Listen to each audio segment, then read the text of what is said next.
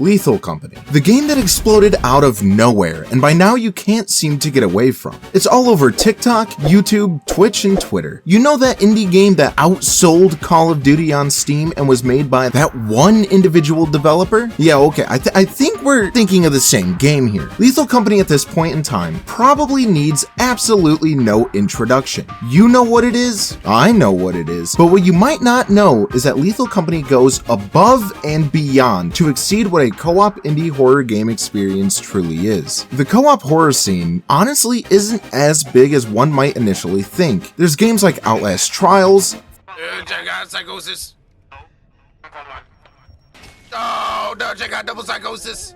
Phasmophobia, Oh, hell no. Resident Evil 5, and honestly, not too many other options are in the mainstream. Of course, there are always underrated or undiscovered indie horror games that are just waiting for their time in the public eye, but none of them catch the scare factor that Lethal Company manages to put together rather flawlessly. So before we go into what Lethal Company does so perfectly, I think we should dive into what makes a proper horror experience in a group setting and build an outline to go off of. First, the experience needs to be unique each time you play it. As much as I love Outlast Trials, rerunning the same trials over and over again, it gets so stale after about like 40 hours of playtime. You begin to know the enemies just a little too well, and they go from scary to annoying pretty quickly. Second is the fear of the unknown. Not knowing what is waiting for you and your friends, and not knowing how to guarantee your safety, well, it's a terrifying feeling rooted from our survival instincts. However, this is incredibly difficult to successfully convey in a video game. Third, we have soundtrack,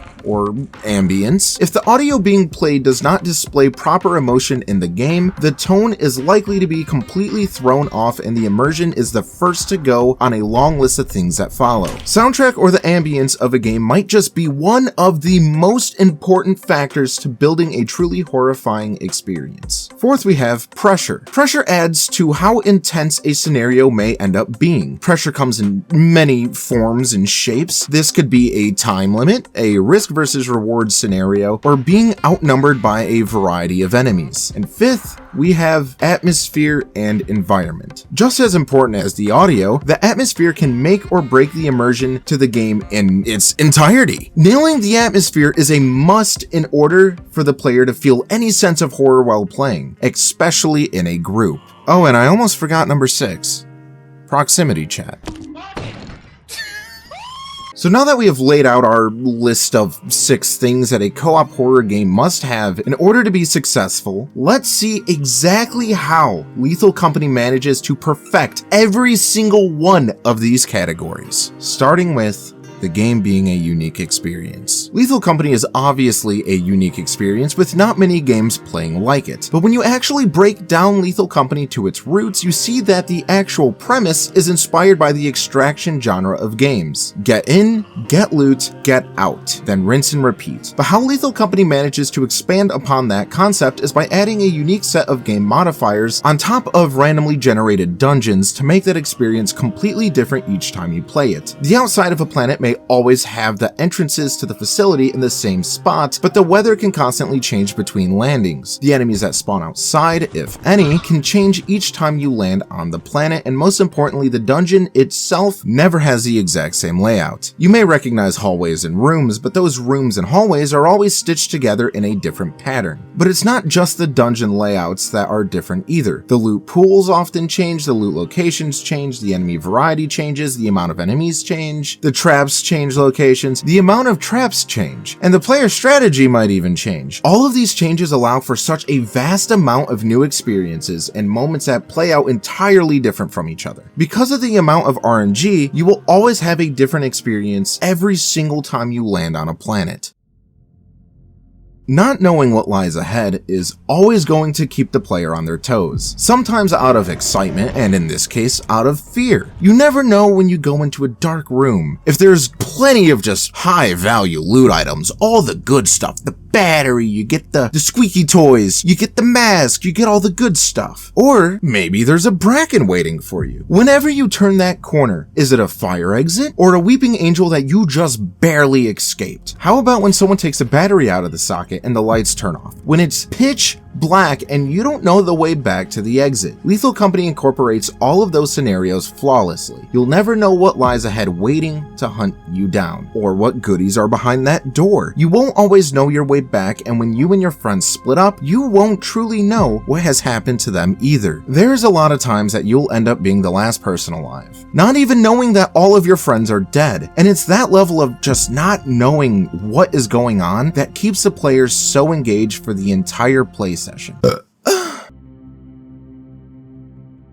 What's more scary than an immersive soundtrack that perfectly captures the terrifying experience you are currently in? Well, how about no soundtrack at all? The silence of an empty building is a type of horror that only few media is capable of perfecting, as this fear is more often found in real-life scenarios. Obviously, when we go in the woods with our friends, there is no eerie music playing over us. Rather, it's the lack of sound that really drives home that fear factor. The breaking of twigs, or the sound of dripping water in an abandoned building, or even the sound of our own voices echoing. What Lethal Company does so well in its sound design is that it is capable of delivering the build-up. When you hear a distant noise get closer and closer, louder and louder, faster and faster, until whatever that noise is now right behind you. It's beautifully terrifying, and so is the sound design for all of the enemies. The giant footsteps of the massive outdoor creatures it's bone-chilling. The Jack-in-the-Box winding up is enough to make me close the goddamn game. The footsteps and sounds of the spring of a weeping angel makes me quiver in my Timbs every time I come across it. The screech of a blind dog waiting for you to just make a small noise before it tears you apart. It gets me every time. Basically, what I'm saying is that every single enemy has near perfect sound design, not only to make them scary, but recognizable. But what about being in the facility or dungeon? You'll often hear creaks, your own footsteps, bursting pipes with the loud sound of smoke shooting out of them, and a whole lot of silence. All of this reminds you that no matter how lonely it may sound, you are the farthest thing from alone as you can be.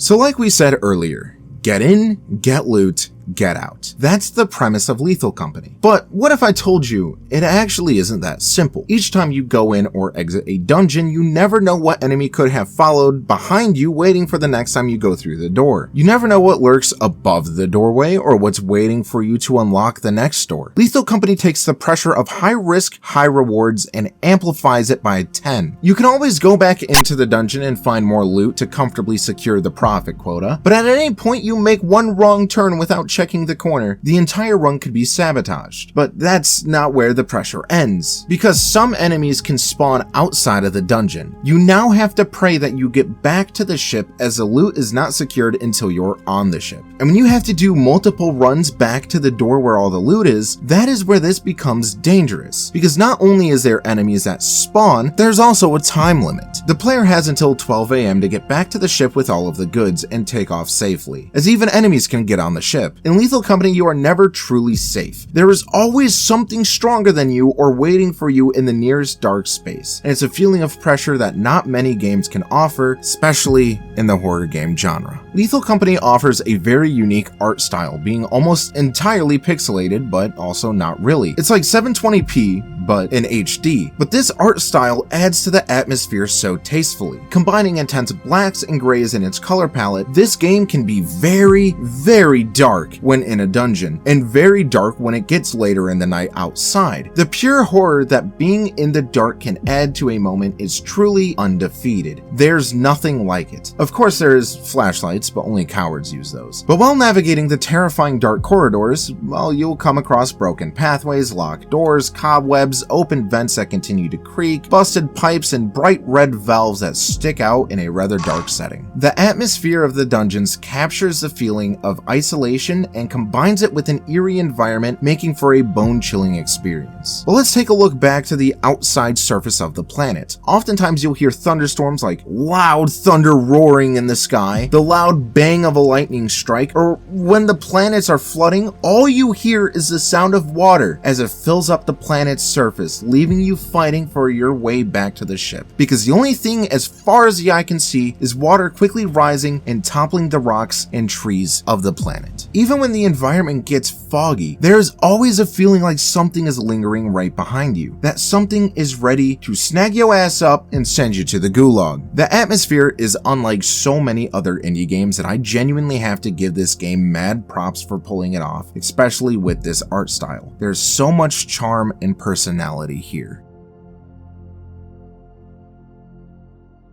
Proximity chat.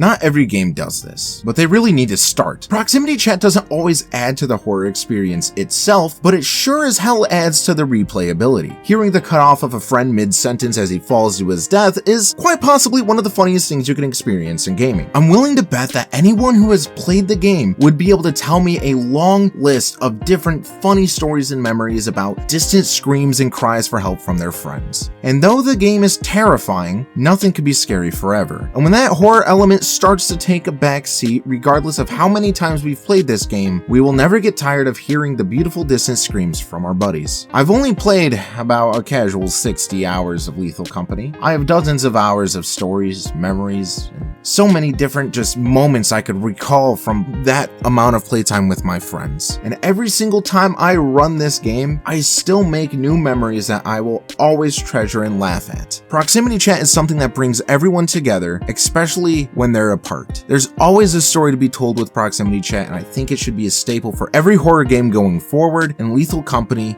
nails it. So of all of the things on the list that we covered, I feel like I've made a pretty solid case as to how Lethal Company perfects co-op horror. We dove deep into a ton of things that make the game what it is and how it does them better than other horror games on the market. So please, if you guys think I missed anything, feel free to let me know in the comments. I read all of them. Tell me some of the funny moments and the funny stories of your experience playing this game. Hopefully you guys enjoyed the video, so thanks for watching everybody, and until next time, piss off.